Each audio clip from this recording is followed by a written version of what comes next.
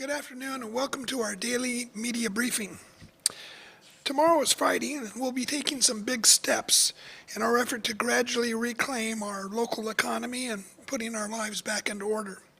Following the governor's guidance and using input we received from the business community, we developed a business safety framework that lays out the basic criteria we would ask businesses to adhere to as they put together their safe reopening plans. As the governor has mentioned, some retail businesses will be able to open as soon as tomorrow. Those retail businesses include bookstores, clothing stores, shoe stores, florists, and sporting goods stores. Let me reemphasize that when they do open, we are only talking about allowing curbside pickups and not allowing customers inside the store just yet. All reopened businesses must prepare and post a safe reopening plan for each of their facilities in the county. The form is available on our county coronavirus website, which is coronavirus-sd.com. The governor has also has a COVID-19 general checklist for retail employers, which will be attached to that form, and you should make sure you comply with that also. The safe reopening plan will need to be posted near the entrance of the respective facility and should be easily visible by the public and by employees. A copy of the safe reopening plan must also be provided to all employees performing work at that facility or location. All reopened businesses shall implement the safe reopening plan and provide evidence of its implementation to any authority of enforcing this ordinance and this order upon demand. Any business that fails to comply with the safe reopening plan may be required to close. But our goal here is to help businesses and get them to comply. We don't want to resort to enforcement, so let's all work together. Even if your business doesn't reopen this weekend, we would encourage you to fill out that form so that you are ready. Businesses won't need to submit their plan to us, but if you have questions, we have a team standing by.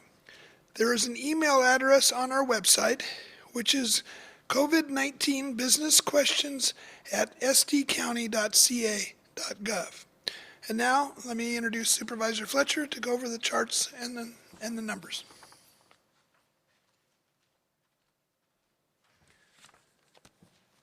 Thank you, Supervisor Cox. Before we get to the numbers, I want to walk through in a little more detail the governor's announcement today.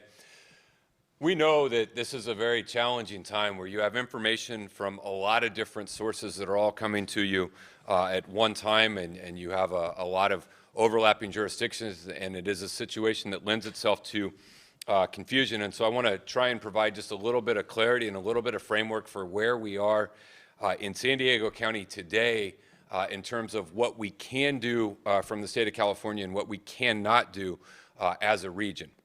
As was mentioned, effective tomorrow, retail entities like bookstores, jewelry stores, clothing stores, shoe stores, home and furnishing stores, sporting goods stores, antique stores, music stores, and florists, those entities are allowed to open tomorrow for delivery and curbside pickup only. It is also allowable for manufacturing facilities, warehouse facilities, and logistics facilities that support these retail entities. They may also open effective tomorrow. Each of these businesses that open needs to go to the county website and download our safe reopening plan, complete that plan, and post it along with providing that plan to your employees. Now, in addition to the plan that you need to post, attached to the bottom of that plan is a checklist that came from the state of California and for the governor. This checklist will guide you and assist you in filling out your safe reopening plan. You do not need to post this plan. You only need to post the safe reopening plan. So again, if you are a retail business that is in the category that I just outlined, and you can do delivery or curbside pickup, or you are a manufacturing, warehouse, or logistics company that supports those retail entities, you are free to open effective tomorrow, contingent upon completing our county safe reopening plan. At the bottom of the safe reopening plan, you will see a checklist from the governor you can use as a guide to help you complete it. but we're trying to make this as simple as possible. We don't want you to have to go to 2 places and download 2 different things. So the only thing that you need to complete is the county's safe reopening plan. You will see at the bottom of that a general checklist from the state of California that you should use as a guide. But again, fill out the safe reopening plan, post it, send it to your employees, and you are free to open in those entities as soon as you do that, as soon as tomorrow morning. Now, the state also outlined that there are additional companies and additional entities that are in stage 2 that they believe that will be coming soon, but not tomorrow. Those are things like offices with physical distancing, seated dining at restaurants, shopping malls, outdoor museums. Those are, they said, coming soon, but not here effective tomorrow. So effective tomorrow is just those retail entities I outlined: manufacturing, logistics, warehouse. Download our safe reopening plan, fill it out, you can open. There will be additional companies, entities that will be available per additional state guidance. Now, there is a mechanism in the state plan where counties can move swifter than this if they meet certain criteria. Unfortunately, San Diego County does not and will not in the foreseeable future meet that criteria to move faster than the state of California is allowing. And so at this point in San Diego County, we're going to move consistent with the governor's guidance. So we hope that that provides a framework and some direction about what we need to do, what we can do, what we can't do, and where we are. We should expect regular updates from the state of California, and as we get those updates, we'll digest what it means for us here in San Diego County. We will share that with you, and then we will all move forward through this difficult and challenging time together. As it relates to childcare, which is a vitally important part of any ability to reopen our society, you cannot effectively reopen jobs if schools are closed and there's no places for kids to go during the day. We have been working with a number of childcare providers in terms of looking at how it is we can get more of them up and running and online and available to be in a position to reopen. We are making some modest adjustments to our child care provisions in our public health order. We are simply going, right now the limit was 10 kids, we're going to 12. We simply want to align and be consistent with the state of California. We are clarifying that in child care facilities, the mask requirement does not apply in that controlled child care setting. It is simply not feasible or practical. And we have amended our hygiene standards to make clear that things like bathrooms or contact surfaces can be utilized by multiple groups of 12, provided that there's regular cleaning in between those, and you will see those in our public health orders. Again, they're generally modest changes to our child care order, but they are designed to make it a little bit easier to open and comply. We've been working with a number of child care providers, in particular the YMCA of San Diego County, which I know has an interest in figuring out how they can get their summer child care programs up and running to be a resource to parents as we begin to go back to work, and our efforts will continue. I've been in conversations with our schools and superintendents about what they're imagining when they get the go-ahead from the state of California. We'll be talking to them more next week. Been in conversations with a variety of child care providers about what they need in order to be able to get up and running. Those conversations will certainly continue next week, but we are aware that in order to open our economy, we have to simultaneously work with those child care providers to make sure that safe environments for kids that are adhering to what we think are the best practices that are available, understanding the constraints of child care settings are in place and that they are allowed to open and move forward. And so our efforts to try and provide more child care opportunities, get those open and online, will continue, and we believe that we will see progress this week, over the weekend, and into next week in order to make more of those available. Now we'll jump into our update today. Significant jump in testing today. We had a number of entities that did not report over the last few days, but today we're reporting 3,325 tests that were done. We're reporting those today. Brings us to 69,062 total. A few more contact tracers, 163. To be clear, we have an initial goal of 450. That is an initial goal. That is an organizing goal that we are using We are in the onboarding, backgrounding, training, hiring process as we speak, and we expect to see the 163 number continue to increase. We also expect that the number we have as a goal could change and go up in the future as we continue to get additional guidance and input. 5,396 investigations performed to date. We presently have 188 individuals utilizing our public health motel rooms. This is the third T of the test, trace, and treat for 588 cumulative individuals involved in that. Today we're reporting 110 new positive case results for COVID-19. Again, this is out of a substantially large number of tests today, 3,325. And again, today's testing, the asterisk there reflects we got some batches of tests that were not shared the last few days. They all came in one day, but that has us at a very low 3% of total tests came back positive. Drops our average there quite a bit.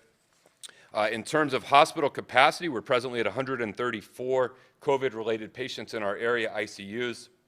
Total hospitalizations for COVID, both ICU and non-ICU, presently stands at 379. And then you will see that 379 that are hospitalized here on the next chart in the context of the total hospital bed utilization at 3,840. Again, the orange representing the COVID, the turquoise color there representing non-COVID, and then you see an additional uptick in current bed capacity with more hospitals reporting their available beds. Last one here is just our cumulative totals. You see the total number of positives for our region to date, 4,429. Estimated recovery there at almost 2,500. Hospitalizations cumulative, the doubling rate of 31 days. ICUs cumulative, along with the doubling rate of ICUs at every 37 days. And so again, we will continue to provide guidance on what entities are open, but just to reiterate and recap, those retail entities that can do curbside and delivery, consistent with the categories we outlined, along with warehouse, manufacturing, and logistics associated with those entities, are free and clear to open tomorrow, provided you have completed the county's safe reopening plan, which is located on our website. At the bottom of our plan is a checklist from the state of California that can help guide you through things that you need to think about, but completing the county plan and posting that is the only thing you need to do. We will await further guidance from the state about other entities and sectors that can open. They said coming soon, but not immediately. And then the last piece, again, to reiterate, because this is the part that will cause confusion, there is a provision that allows counties, if they meet certain metrics, to go beyond what is allowable right now. But those include essentially 0 deaths in the last 2 weeks from COVID and a number of other things that no large urban counties in California will be able to meet. That does not stop us from moving forward with the retail. That does not stop us from moving forward with the warehouse and the logistics. It just stops us from moving beyond what the state of California has outlined. So we know there will be questions. Again, as Supervisor Cox outlined, there is an email on the county site for questions about business reopening. We want to try and provide as much information as clearly as possible with what we know at the time, and we will continue to strive to answer questions and provide that information. With that, I'd like to turn it over to Dr. Wilma Wooten for a Public Health Officer's report.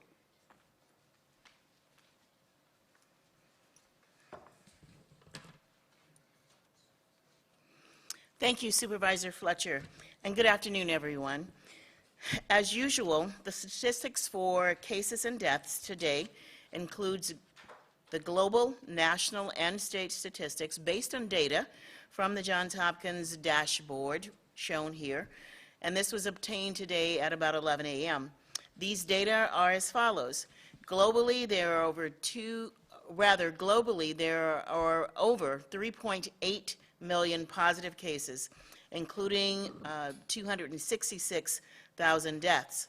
Nationwide, the United States is reporting over 1.2 million positive cases, which includes 74,000 deaths. Statewide, over 60,000 positive cases, including 2,464 deaths, have been reported. And today, the County of San Diego is reporting 4,429 cases, which is 110 more cases than yesterday, as well as 165 deaths, which is 7 more than reported yesterday. Now, of the total 4,429 cases, again, the demographics has not changed. Age range, 3 months to 10 years of age. 51% are represented by the age group 20 to 49 years of age. 49% of our total number are female, 51% are male, and 904, or 20% of the total number of cases reported today, have been hospitalized. And of the hospitalized number, 287 have been admitted to the ICU. This ICU number, 287, is 7% of the total number of cases and 32% of the number of cases that have been hospitalized. The 165 deaths report represents approximately 4% of the total number of cases. Now, of the 7 additional deaths that are being reported today, the age range is 57 to 88 years of age. 2 are female and 5 were males.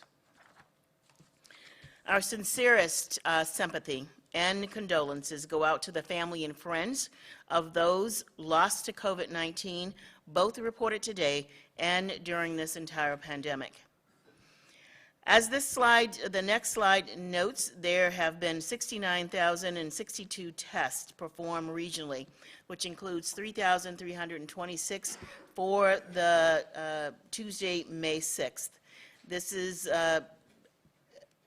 includes testing that was done several days before, but the numbers are increased for that day.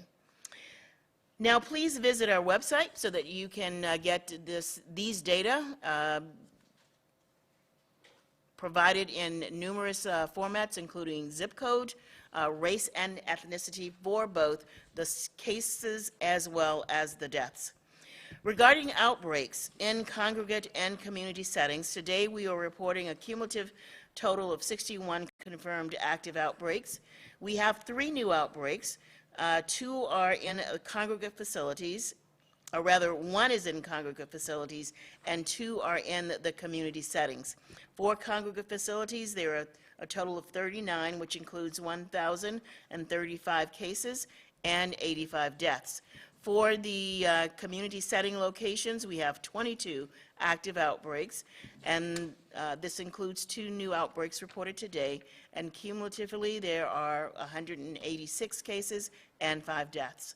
Lastly, we have obtained several questions about dental services, so we wanted to provide you an update regarding this issue. The California Department of Public Health will update current guidance regarding the prioritization and delivery of non-urgent services, including previously canceled or postponed patients, preventive services, dental procedures, and routine dental services. And it is anticipated that the guidance for these non-urgent services will be provided very soon.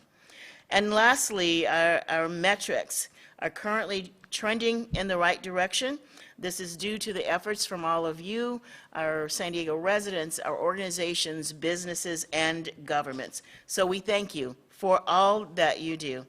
Now please welcome back to the podium Supervisor Cox. Thank you.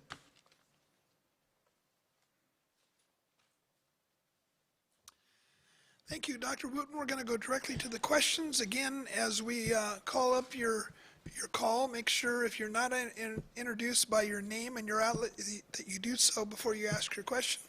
We'll go to the first call. Marilyn Moore with Fox 5. Please state your question. Yes, Marilyn Moore from Fox 5 News. As you mentioned earlier, we have all that criteria from Governor Newsom to be able to reopen and go faster into it. And as you mentioned, phase 2, San Diego won't be able to move further along than the governor's guidelines. But you mentioned specifically some of the things that we're not ready for in terms of cases and in deaths. As far as getting personal protective equipment ready, hospital readiness, where are we in terms of those criteria that would allow us to move further into phase 2? Okay, Supervisor Fletcher is going to respond. So we just got the criteria around the same time that everyone else did, and so we're still assessing where we are in each of those categories. The reality is where we are in PPE or hospitalization or testing or tracing in order to meet that threshold is honestly a little irrelevant because we're not going to meet the first threshold of 0 deaths. It's also a reality that no large county anywhere in California will meet that threshold either. And so that doesn't mean that we aren't doing everything we can to get PPE up and assess hospitalizations and look at testing and tracing and all of the other components. Those are all valuable things that we want to comply with in the interest of protecting public health. But the criteria as it stands now is not one that we meet presently, and it's not one that we predict we will meet any time in the foreseeable future.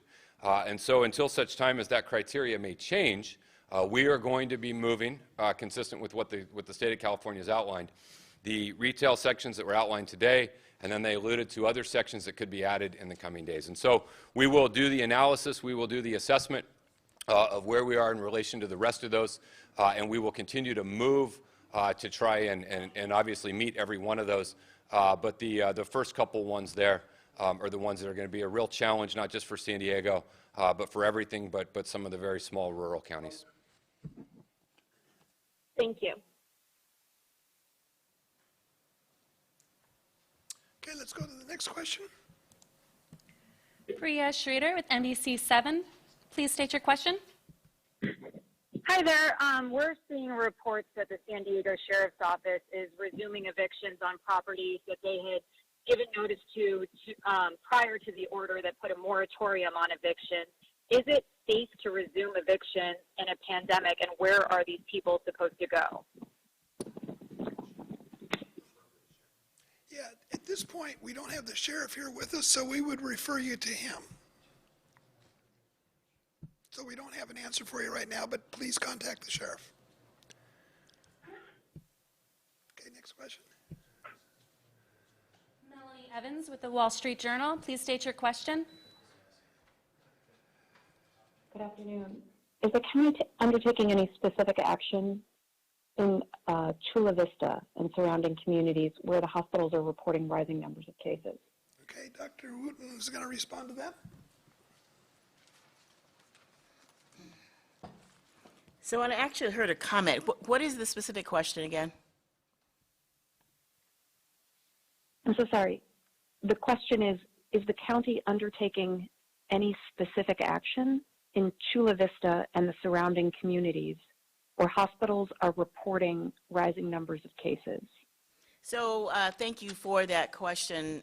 There actually are numerous activities going on. First, there's a task force that's being coordinated by the city that has close to 20 different organizations and agencies, including the County of San Diego, that daily looks at transfers across the border. It looks at cases that are identified by our Customs and Border Protection that might be COVID-19 related, but many of those cases at the border, individuals may not identify that they're coming across for treatment, but they are coming across in their cars and not being transported by ambulance. And then the third category is just looking at our census every day, not only for the entire county, but also in the South Bay area. So we look at those data every day. We are also cognizant of the fact that we are impacted by what's going on in Tijuana in general as it relates to COVID-19, and are sensitive of their needs there.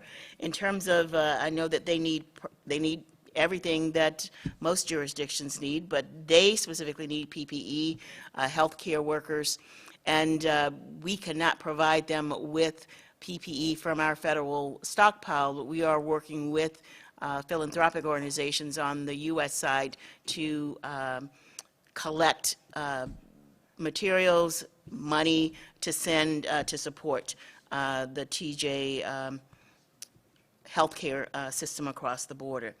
And in terms of, as we are looking at expanding our testing, we are utilizing our heat map so we can identify what locations we need to stand-up testing.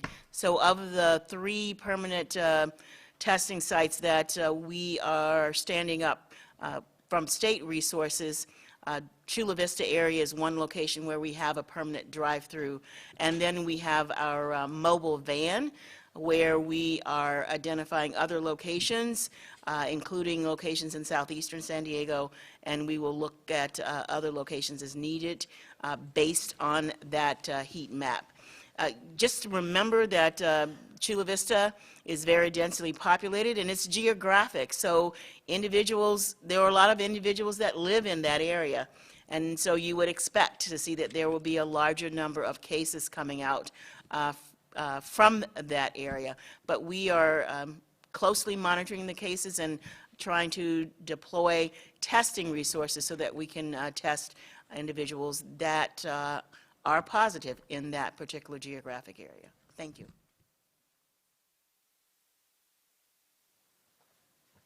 Yeah, I might just add to Dr. Wooten's comments that kudos to the city of Chula Vista and the city of National City. They were the first ones to require everybody to wear facial coverings out in public. The county picked that up a couple of days later. And I want to again commend Supervisor Gaspar. She wrote a letter to the Vice President asking for some help in regards to the border situation, and we're waiting to get some response back from that. We actually think there may be some positive things that may be coming together in regards to that letter, so we'll report as soon as we know more. I believe we have one more question. Paul with the Union Tribune, please state your question. Hi, Paul Sisson with the UT. They wanted 15 contact tracers per 100,000 residents in the governor's press conference today. Do you feel like we'll be able to meet that threshold?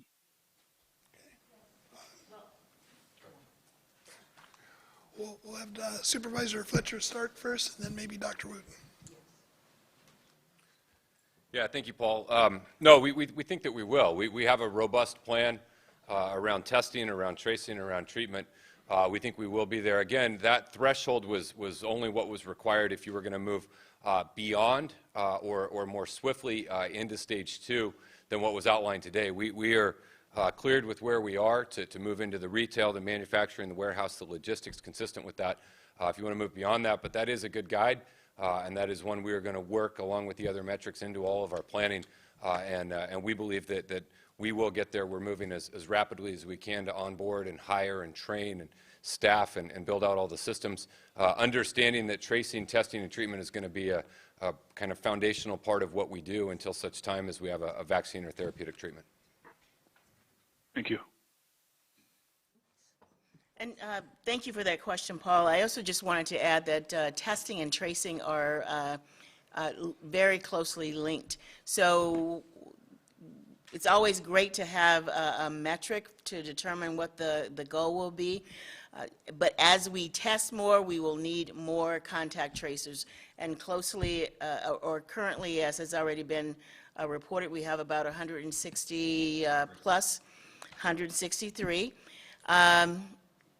contact tracers and case investigators. So that is both case investigation and contact tracers. And as we continue to test, we will bring on more contact tracers. So that's driven by the number of positive tests. So I just wanted to make sure everyone understood the unique relationship between testing and contact tracing. Dr. Wooten, I have a question from Saddam from Univision. Today, Chicano Federation Organization stated that we've seen an increasing number of infections in the Latino community, in part because of the structural inequities, and that the county needs to invest more in those communities to prevent them from being disproportionately impacted. Does the county have any comments on that statement? Well, the statement that I made earlier about looking at where, number one, where our hot spots are, and also where there are no testing opportunities. And so we are doing all that we can do to ensure that we are putting permanent testing sites in the locations that need them, as well as having mobile vans or that construct and developing that strategy to go around and conduct testing. Say, for instance, this weekend, we have testing in southeastern San Diego again.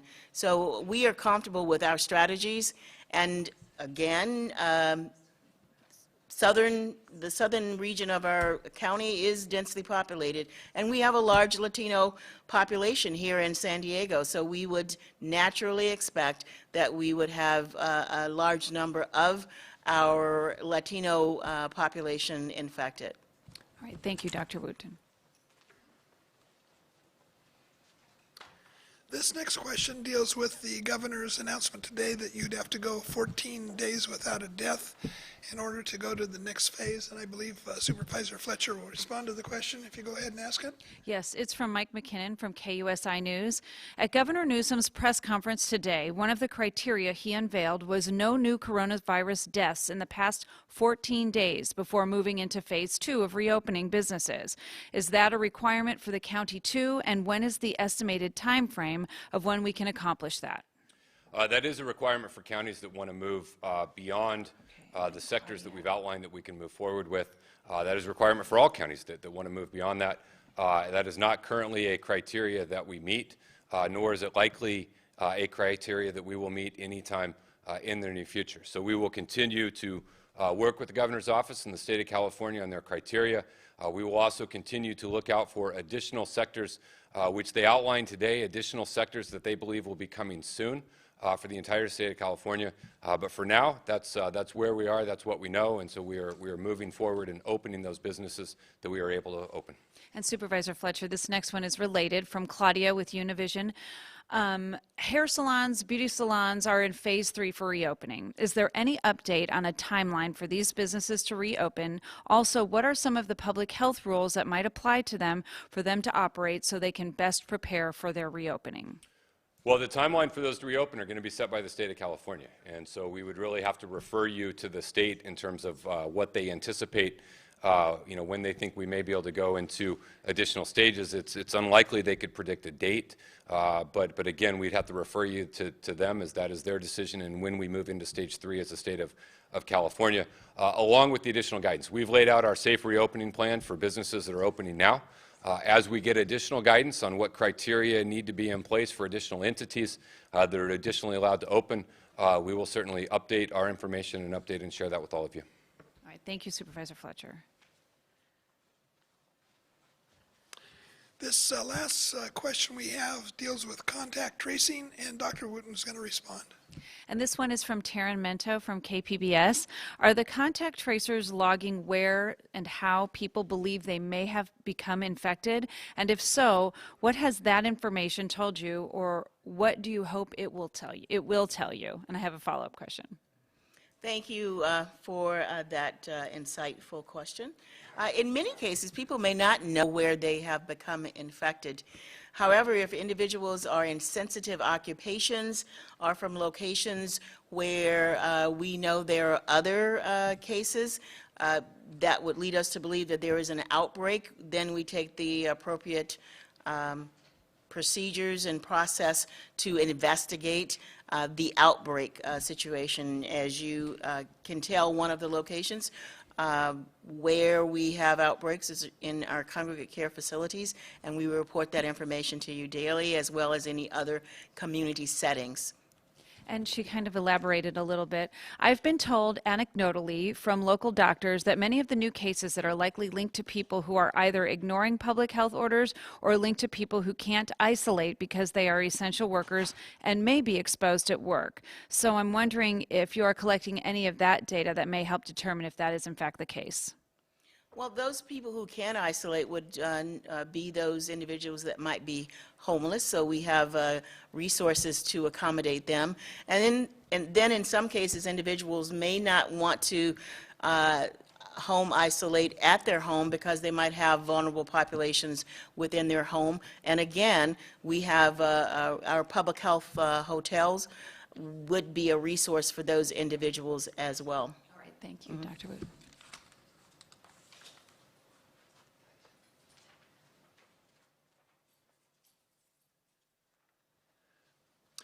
Well, that concludes our questions for today, but before we go, As a number of us mentioned yesterday, yesterday was National Nurses Day, and actually we're in the middle now, or the first part of National Nurses Week, who we want to recognize because they truly are on the front line of the fight against this pandemic. But yesterday was also the day when we would normally hold a ceremony at the Law Enforcement Memorial at the County Administration Center to remember those law enforcement personnel in our region who gave their lives in the line of duty. I was very proud to have worked with former Supervisor Ron Roberts to create the Law Enforcement Memorial at the County Administration Center. And normally I, along with all the other members of the Board of Supervisors, would be at their annual event to pay our respects. But in this COVID-19 era that we're in, we couldn't stage a large gathering, but I can assure you I was there in spirit. Our law enforcement members have a very tough job, and that's even made tougher with this whole COVID-19 epidemic. So I just want to express that they have my unending respect and admiration for the work that they do, and I know that is also the sentiments of all my colleagues on the Board of Supervisors.